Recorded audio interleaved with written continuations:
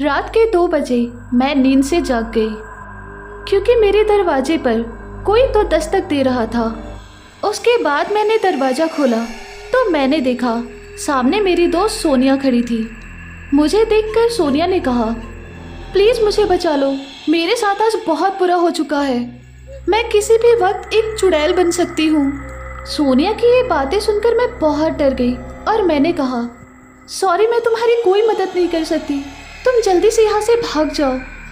तभी अचानक सोनिया एक चुड़ैल बन गई और फिर रात के 2 बजे किसी ने मेरे घर का दरवाज़ा खटखटाया। उसके बाद जब मैंने दरवाज़ा खोला तो मेरे सामने एक औरत खड़ी थी। मुझे देखकर उसने कहा, बहन जी, क्या आज की रात आपके घर में मुझे सर छुपाने की जगह मिल सकती है? उस औरत की बातें सुनकर मुझे उस पर दया आ गई और मैंने उसे अपने घर के अंदर रख लिया। और जैसे ही वो अंदर आई, मैं एक चुड़ैल बन गई और मैंने उसे खा लिया। एक रात मैं अपने घर पे टीवी देख रहा था, लेकिन तभी अचानक किसी ने मेरे घर का दरवाज़ा नॉक कर दिया। उसके बाद जब मैंने दरवाज़ा खोला तो मैंने देखा कि मेरे सामने एक औरत खड़ी थी। उसे देखकर मैंने पूछा, कौन हो आप बहन? तो उस औरत ने कहा, भाई साहब, क्या आज की रात आपके घर में सर छुपाने की थोड़ी सी जगह मिल सकती है? इतनी रात को एक अकेली औरत को देखकर इंसानियत के नाते मैंने उसे अपने घर के अंदर ले लिया। फिर जैसे ही वो औरत घर के अंदर आई, वैसे ही वो एक भयानक चुड़ैल बन गई। और फिर एक रात मैं अपने काम से अपने घर की तरफ जा रहा था। उस वक्त रात के 12 बज चुके थे और मैं एक जंगल के रास्ते से अपनी कार चला रहा था। अभी थोड़ी ही देर हो चुकी थी, लेकिन तभी अचानक मुझे मेरे सामने एक लड़की दिखी। इतनी रात को एक लड़की को देखकर मैं सोचने लगा, आखिर ये यहाँ क्या कर रही है और कौन है? अभी मैं कुछ और सोचता कि तभी उस लड़की ने मेरी गाड़ी रोकी और मुझसे लिफ्ट मांगा। रात बहुत हो चुकी थी, इसलिए मैंने उस लड़की को लिफ्ट दे दिया।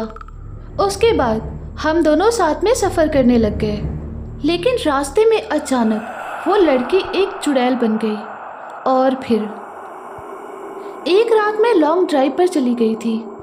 उस वक्त रात के लगभग 1 बज चुके थे। अभी मैं लॉन्ग ड्राइव एंजॉय कर ही रही थी, लेकिन तभी अचानक मुझे रास्ते में एक लड़की दिख गई और वो मुझसे लिफ्ट मांगने लगी। एक्चुअली रात बहुत हो चुकी थी, इसलिए मैंने उस लड़की को लिफ्ट दे दिया और हम लोग एक साथ ही सफ़र करने लग गए। लेकिन रास्ते में मैं एक चुड़ैल बन गई और मैंने उस लड़की को खा लिया। उसके बाद मैं आगे का सफ़र तय करने लग गई। उस रात मैं अपने काम से अपने घर की तरफ जा रही थी। अभी थोड़ी सी देर हो चुकी थी, लेकिन तभी अचानक कोई तो मुझे मेरे नाम से बुलाने लगा।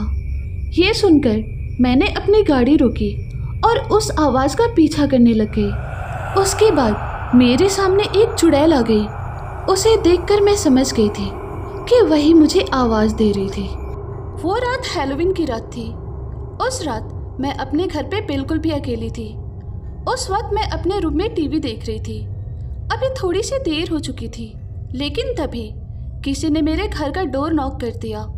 उसके बाद जब मैंने दरवाज़ा खोला तो देखा कि एक अनजान लड़की मेरे सामने खड़ी थी। वो मेरे पास ट्रिक एंड ट्रीट के लिए आई थी। उसके बाद मैंने उस लड़की को घर में पड़े हुए कुछ कैंडी और चॉकलेट्स दे दिए और फिर वो लड़की वहाँ से चली गई। उसके बाद मैंने थोड़ी देर टीवी देखा और फिर सोने के लिए अपने बेडरूम में जाने लगी। और जैसे ही मैं अपने बेडरूम में चली गई, वैसे ही मैंने देखा तो मेरे सामने एक चुड़ैल खड़ी थी। और फिर ये उन दिनों की बात है जब मैं पढ़ाई करने शहर के कॉलेज में आई थी। वो शहर मेरे लिए अनजान था। मैंने वहाँ रहने के लिए किराए का एक घर खरीद लिया।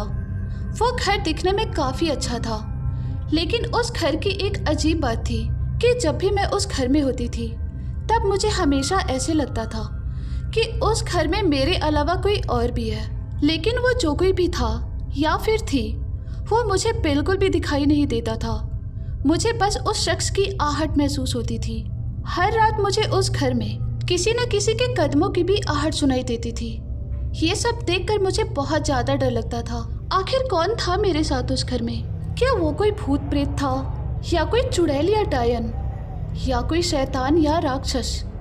ऐसे बहुत सारे सवाल मेरे मन में आते थे और मुझे डरा देते थे। इसलिए मैंने उस घर को छोड़ दिया और मैंने अपने रहने का इंतजाम दूसरी जगह कर लिया। मैं पिज्ज़ा कंपनी में एक डिलीवरी बॉय की जॉब करता था। एक रात मेरे साथ जो कुछ भी हुआ वो मैं आज तक नहीं भूल पाया। उस वक्त रात के 12 बज चुके थे और मैं नाइट शिफ्ट पे था। अभी थोड़ी सी देर हो चुकी थी, लेकिन तभी मुझे एक कस्टमर का कॉल आ गया। उस कस्टमर ने 4 पिज्ज़ा का ऑर्डर दिया था। उसके बाद मैं उनका पार्सल लेकर उनके बताए गए एड्रेस पे पहुंच गया। मैंने काफ़ी देर तक उनका दरवाज़ा नॉक किया, पर कोई भी बाहर नहीं आया। लेकिन कुछ देर बाद मुझे पता चला कि उस घर का दरवाज़ा ऑलरेडी खुला हुआ था। इसीलिए मैं उस घर के अंदर चला गया और अंदर जाके मैंने जो देखा वो देखकर मैं पूरी तरह से शॉक्ड हो गया, क्योंकि मेरे सामने एक चुड़ैल खड़ी थी और वो मुझे लालच भरी नज़रों से घूर रही थी। मुझे देखकर उस चुड़ैल ने कहा, कहाँ है मेरा पिज्जा? उसके बाद मैंने डरते डरते उस चुड़ैल को वो पार्सल दे दिया और वहाँ से भागने की कोशिश करने लगा। लेकिन तभी उस चुड़ैल ने मुझे रोक कर कहा, इतनी भी क्या जल्दी है? पहले अपने पैसे लेकर जाओ। उसके बाद उस चुड़ैल ने मुझे पैसे दिए और फिर मुझे वहाँ से जाने दिया। ये एक्सपीरियंस मेरे लाइफ का सबसे डरावना एक्सपीरियंस था, जिसे मैं कभी नहीं भूलूंगा। मैं पिंकी से बहुत प्यार करता था। कॉलेज के दिनों से ही हम दोनों एक दूसरे को बहुत पसंद करते थे। समय आगे बढ़ रहा था और कुछ दिनों के बाद मैंने पिंकी से शादी कर ली और शादी की पहली रात को ही मुझे पिंकी के बारे में वो राज पता चला जिसे एक्सेप्ट करना मेरे लिए बहुत मुश्किल था, क्योंकि मेरी बीवी एक चुड़ैल थी और मैंने एक चुड़ैल से शादी कर ली थी। इसीलिए अब मुझे अपनी सारी जिंदगी एक चुड़ैल के साथ बितानी पड़ेगी। उस वक्त रात के 10 बज चुके थे और मैं अपने काम से अपने घर की तरफ जा रहा था। अभी मैं कुछ कदम चला ही था, लेकिन तभी अचानक मेरे सामने एक चुड़ैल आ गई। उस चुड़ैल को देखकर मैं बहुत ही ज़्यादा डर गया और अपनी जान बचाने के लिए वहाँ से भागने लगा। कुछ देर बाद मैं भागते भागते एक गाड़ी के अंदर छिप गया, जो रोड के साइड में पार्क की हुई थी। अभी मैं राहत की सांस ले पाता, लेकिन तभी अचानक वो कार अपने आप ही चलने लग गई।